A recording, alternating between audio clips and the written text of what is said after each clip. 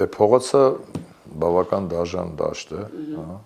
հզոր դպրոց է, բայց փողոցում կենդանների 7-8 ձագից 2-ը մեկն են կենդանի մնում, դա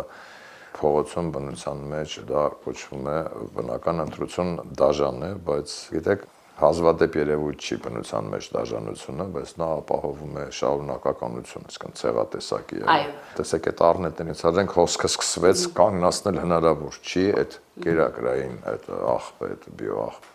շները չկերան, առնետը պոպուլյացիան մեծացրեց, միակ տարբերակը թույնն է 4 սանտիմետր անցքով կարողանում է մտնիկ 400 գրամանոց կրծում է բետոն,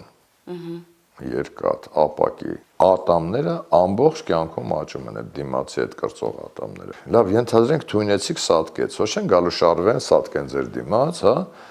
մեկը ստեղ կսատկի, մեկը այնտեղ, հետո այդ թույնը ուր է մտնում, հողի մեջ, ահա, բայց այդ անասունը, որ մորթում ուտում եք, այդ հողի մեջից է կերել խոտը, չէ, միրգը ծառը այդ, հետո ասում են,